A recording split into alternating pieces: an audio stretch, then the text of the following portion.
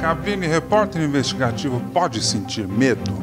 O medo já te paralisou em alguma cobertura, em alguma grande reportagem? Como resistir à censura governamental ou empresarial?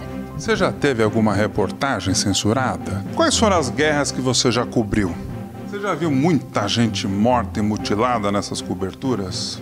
Você já teve que voltar de uma cobertura de guerra e fazer terapia, por exemplo? Você já tentou entrevistar o Lula? E se você entrevistasse o Lula, que pergunta você faria de bate-pronto? Se você entrevistasse o Bolsonaro, qual seria a primeira pergunta? Em quem que você votou na última eleição presidencial?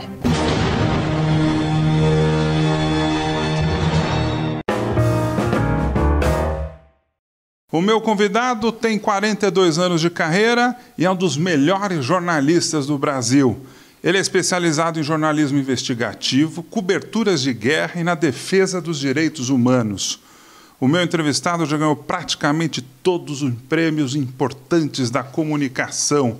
Ele foi correspondente internacional durante 8 anos, sendo 4 em Londres e 4 em Nova York. Fez coberturas em mais de 70 países, cobriu 5 Copas do Mundo, 5 Olimpíadas e atuou em 6 conflitos internacionais.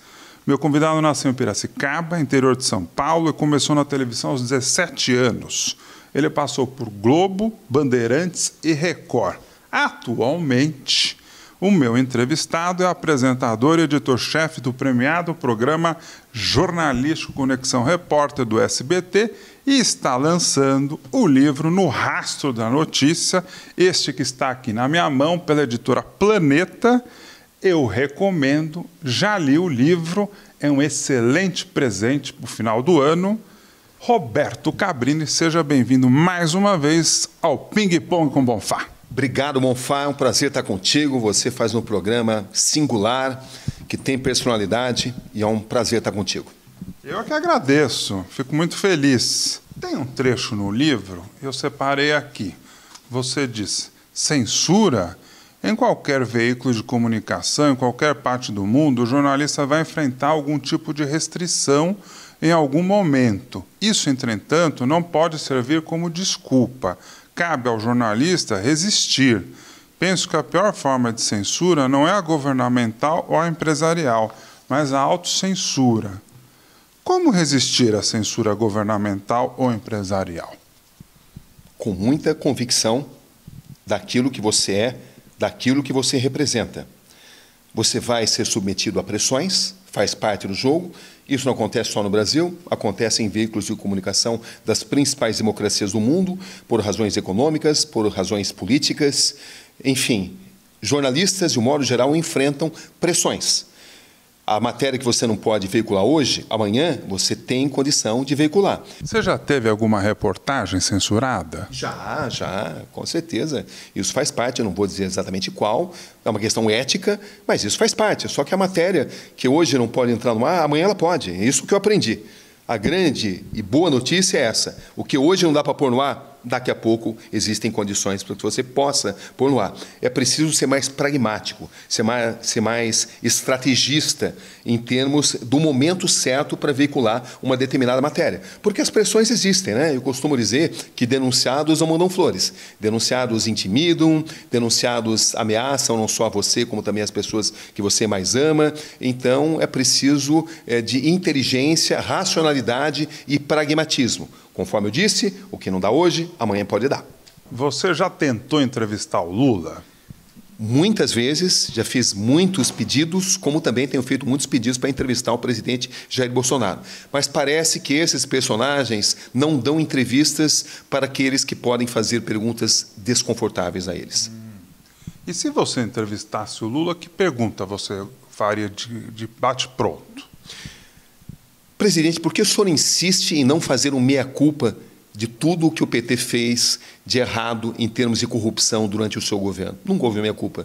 Por que o senhor nunca fez um meia-culpa? Porque o senhor nunca admitiu os seus próprios erros. Se você entrevistasse o Bolsonaro, qual seria a primeira pergunta? Até que ponto ele vai conseguir terminar o mandato dele? Em quem que você votou na última eleição presidencial? Isso é irrelevante. O importante não é aquilo que eu penso. O importante são as verdades que eu produzo de maneira a possibilitar as pessoas fazerem escolhas melhores, mesmo que contrariem aquilo que eu penso. O meu maior orgulho é que quando eu entrevisto alguém da esquerda, penso que eu sou da direita. Quando eu entrevisto alguém da direita, penso que eu sou da esquerda. Esse é meu maior orgulho. Porque eu não estou aqui para fazer média com ninguém. Você também teve uma entrevista tensa com o Fernando Collor, né? Vamos relembrar? O que aconteceu naquela entrevista? Você cutucou o homem, né? Foi historicamente muito importante aquele momento. Foi a primeira entrevista de Fernando Collor de Mello depois do impeachment. Então era muito difícil convencê-lo a dar aquela entrevista, e eu parto sempre do princípio que todo mundo tem o direito de apresentar o seu lado da história. E eu não julgo entrevistados, eu faço as perguntas cabíveis, mas eu não julgo ninguém. Outro dia, por exemplo, um secretário de segurança falou que nós, repórteres, não deveríamos entrevistar membros do PCC, até se descobrir que esse secretário de segurança, que eu não vou mencionar o nome, tinha ligações duvidosas com o PCC. Então, é por isso que ele dizia que se você entrevistar um bandido, você vai glamorizá-lo, então determinadas pessoas não merecem dar o seu lado da história, né? Então, com o Collor, para convencê-lo, dependeu exatamente disso, de mostrar que era importante ele revelar o lado dele da história. Mas o que foi determinante foi a primeira pergunta. Eu pergunto a ele, presidente Fernando Collor de Mello, podemos perguntar aquilo que a gente quiser? Há alguma censura nessa entrevista? Ele responde, o senhor pode perguntar o que quiser, o que lhe aprover, não há censura. Aí eu pergunto a ele, o senhor é corrupto? A temperatura subiu e a partir daquele instante a gente fez uma entrevista histórica onde ele respondeu tudo. Ele saiu da zona de conforto, o que foi revelador, ele se mostrou como ele é de fato, e não aquele personagem que ele tenta projetar, né, que é algo que não é exatamente verdadeiro. Então ficou uma entrevista onde eu perguntei tudo que tinha que ser perguntado, eu estava muito preparado quando ele falava algum detalhe que eu sabia que não condizia com a verdade, eu questionava, e, enfim, foram horas de muita tensão e também aonde ele demonstrou o lado dele da história sem ser julgado depois. Antes de continuar a minha entrevista com o Roberto Cabrini do SBT, eu tenho um recado muito importante. Inscreva-se no canal agora, ative o sino e traga os seus amigos para o programa. Quanto maior o número de inscritos, mais entrevistas eu vou fazer aqui no programa. Eu conto com a sua ajuda, hein? Você já foi muito ameaçado? Muito, isso aí faz parte. Não existe jornalista investigativo que não receba ameaça. Quando você quer revelar fatos que organismos, indivíduos, instituições não querem que você revele, você vai receber pressão, você vai receber as mais diversas ameaças, as mais diversas dificuldades você vai ter que enfrentar. Mas isso também tem a parte positiva, porque isso mede o seu grau de comprometimento para com a profissão. Se você conseguir suportar tudo isso e crescer com essas situações, com esses grandes desafios, você vai merecer, de fato, ser chamado de um jornalista investigativo. E você já teve que fazer aquelas coisas, mudar de casa, de telefone, essas já, coisas? Já. Claro que eu procuro não dar detalhes, né? Porque, em primeiro lugar, eu tenho que proteger não só a mim, mas principalmente a minha família. Claro. Mas eu já tive que fazer isso, claro. Eu não sou um cara de ostentação, não ando com grandes aparatos, mas eu tomo os meus cuidados, com toda certeza, porque as pressões existem, elas estão aí, e você tem que lidar com elas. Mas ninguém te obriga a fazer matéria investigativa. Não existe um empregador que vai te obrigar, não, você tem que fazer, senão você perde o seu emprego. É uma decisão sua. É teu negócio, né? Você curte isso? Eu curto aquilo que o telespectador vai ficar enriquecido, aquilo que a sociedade vai ganhar. A matéria é tão boa quanto o interesse público que ela representa. E Cabrini, repórter investigativo, pode sentir medo? Qualquer ser humano sente medo. Só que o meu medo, ele está sob controle. Algo que eu desenvolvi ao longo dos anos. No começo da carreira era mais difícil, depois foi se tornando mais suportável, porque você vai usando a experiência, você vai usando a razão.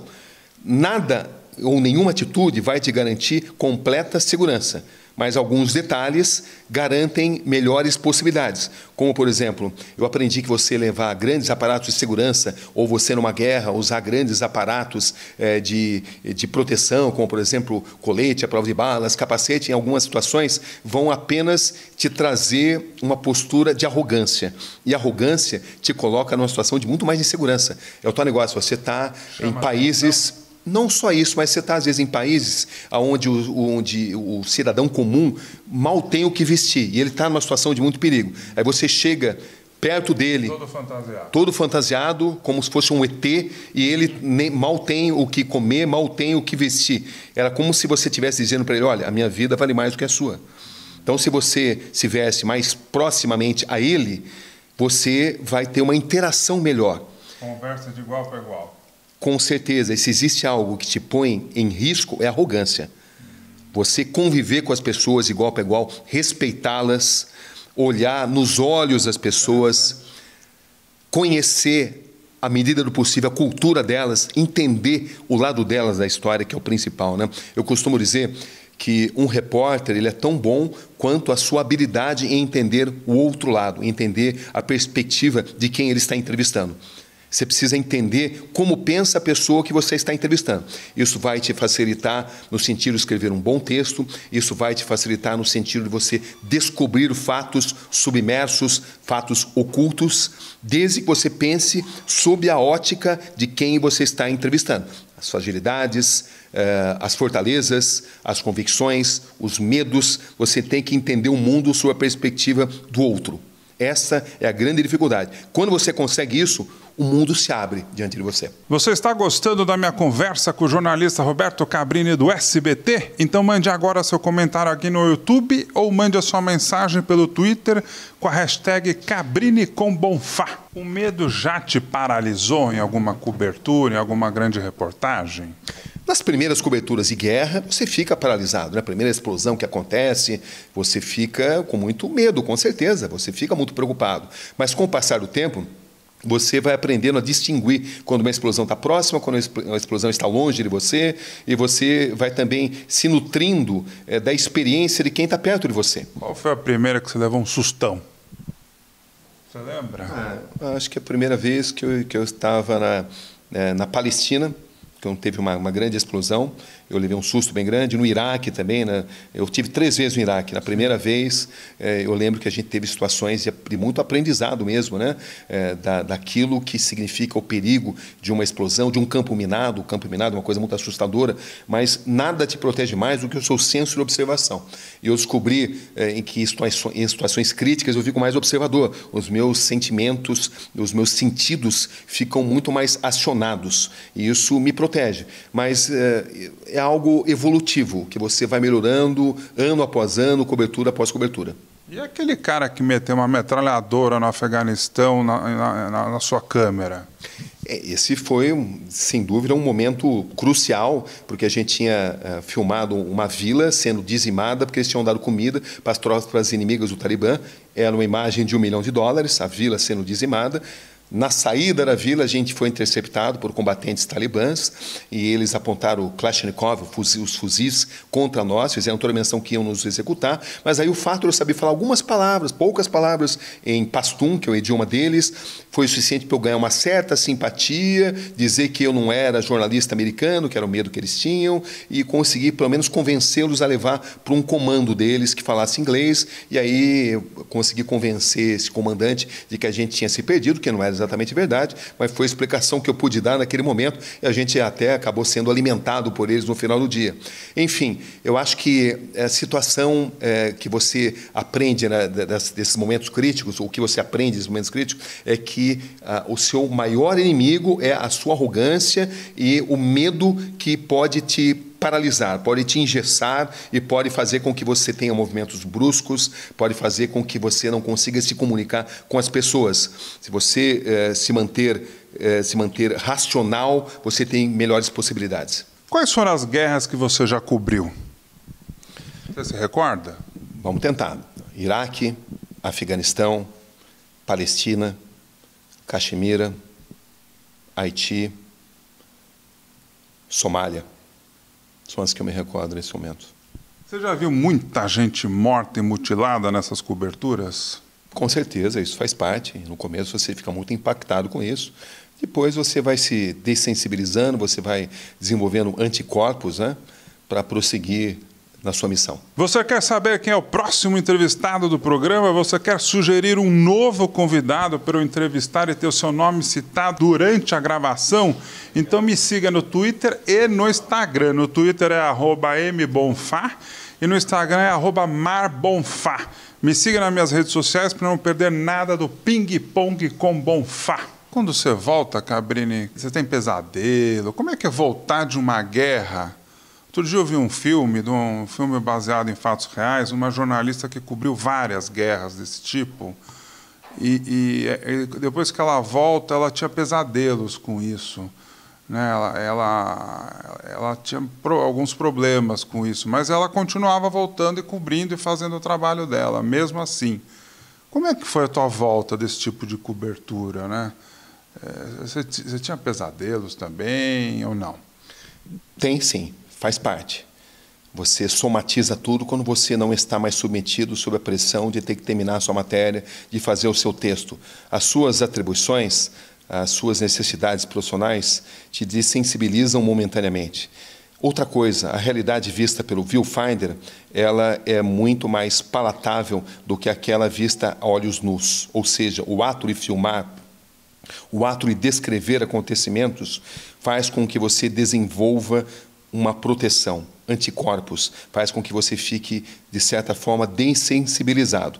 Isso não é um processo integral. Quando você volta do trabalho e você tenta desaquecer, você tenta desacelerar, você somatiza tudo isso. Você tem pesadelos, você tem questionamentos, mas isso vai melhorando à medida que você vai tendo mais experiência, porque você também se dá conta de que o fato de você ter exposto determinadas realidades melhora a possibilidade de que um sentido de justiça seja encontrado. Você já teve que voltar de uma cobertura de guerra e fazer terapia, por exemplo? Nunca precisei fazer terapia, é uma característica minha.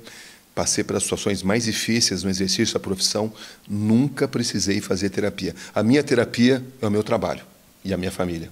Que bom. E você já pensou em parar de cobrir uma guerra no meio? No começo você fica muito impactado, né? Acho que eu não vou dizer que eu cheguei a pensar em parar, mas eu fiquei muito impactado e me senti fragilizado emocionalmente. Mas isso vai melhorando. Eu percebi que eu ia melhorando, eu percebi que eu ia ficando mais observador, eu percebi que os meus sentimentos iam me deixando ainda mais concentrado. E essa descoberta você só tem submetido na pressão, né? No ar-condicionado você não vai saber como você funciona, você só descobre como você funciona submetido às mais radicais pressões. E eu descobri que eu consigo me manter coerente e inclusive, muito mais concentrado, muito mais focado nos acontecimentos. Eu geralmente sou a pessoa que conversa, a pessoa que tenta encontrar uma solução. Isso eu descobri ao longo do exercício de coberturas e dificuldade. Vamos voltar para o passado, uma história curiosa. É verdade que você já apanhou de um entrevistado quando tinha 16 anos? É verdade, do Orlando Lelé, o zagueiro do Vasco da Gama, que foi fazer um jogo amistoso contra o 15 de Piracicaba, e ele cometeu um pênalti muito infantil, um pênalti assim absurdo, e no vestiário eu perguntei como é que um jogador da experiência dele cometia um pênalti tão infantil. Ele fez uma cara feia, eu me virei, dei as costas para ele e falei: esse é o ambiente do Vasco da Gama de hoje. O Vasco tinha perdido o jogo, né? E tinha sido uma derrota assim dolorida, e ele me deu um empurrão, acabou até repercutindo, mas é que com 16 anos eu era o repórter que não tinha medo de fazer qualquer tipo de pergunta, porque qualquer coisa eu era menor de idade, né? Então eu me valia dessa condição, e o resultado foi que em apenas um ano de rádio, a Voz de Piracicaba, onde eu comecei, da onde eu nasci, o meu trabalho chamou tanta atenção que com 17 eu fui contratado pela Globo, fui o repórter mais jovem de toda a história da Globo, em rede nacional. Já com 17 anos fazia matéria para o Jornal Nacional, para os outros telejornais de rede, né? E, enfim, o que mostra a importância da experiência nos pequenos veículos de comunicação que muita gente menospreza. É verdade. Você continua torcendo o 15 de Piracicaba? Fervorosamente. Assisto todos os jogos, me informo, sei a escalação, o noticiário. É uma coisa que vem assim da minha infância, né? Me remete à imagem de eu indo com meu pai no campo do 15, ele comendo amendoim, eu do lado dele, ou na hora do almoço ele com o radinho de pilha, com o noticiário, e eu do lado dele acompanhando também, e aquela paixão por rádio, né? Que começou. Eu sempre gostei muito de composição e de redação, e era sempre o orador da turma. Mas a paixão de rádio nasce com o meu pai, que ouvia toda a programação do rádio, a vibração do rádio, que é uma coisa inigualável, e tudo isso me remete a momentos muito especiais, né, da minha formação enquanto ser humano. Mas parece que você torce para mais um time hoje também, né? Com certeza. No interior, todo mundo torce para o time da cidade e para um time da capital, né? No meu caso, eu sou descendente de italianos, meu avô torcia para o Palmeiras, meu pai torcia para o Palmeiras, eu torço para o Palmeiras, meu filho torce para o Palmeiras, né? Aquela geração incrível de Leão Eurico, Luiz Pereira, Alfredo Zeca, Dudu e Ademir da Guia, Edu Leivinha, César Inei, que é a segunda academia, foi um time muito marcante. Como eu também lembro a escalação do 15 de Piracicaba, vice-campeão paulista, que era Getúlio, ou então Donar, que jogou no jogo contra o Palmeiras, foi Donar que jogou. Volmil, Fernando Eloy Almeida, Muri, Nardelli Perrella, Capitão Paulinho e João Paulo. Às vezes jogava o Benê, tinha algumas variações ali. Mas, enfim, esses times de futebol marcaram a minha infância, né? E representaram uma grande paixão. Cabrini, homem do futebol, homem dos esportes também, já foi diretor de esportes do SBT, né? Já cobriu Copas, Olimpíadas, não é só jornalista investigativo. Você está gostando da minha entrevista com o Roberto Cabrini do SBT? Não acabou! Cabrini, quais foram os momentos mais tristes da sua carreira jornalística? Como é que você fez para informar que o piloto Ayrton Senna estava morto no dia 1º de maio de 1994? Você fez várias entradas ao longo da programação da Globo. Você lembra como é que foi isso? Você chegou a ver o corpo dele lá no hospital? Você chorou no dia ou na hora? O que você aprendeu com o Senna e o que ele aprendeu com você? Mas nem tudo eram rosas, né? Às vezes tinham os atritos, não tinham?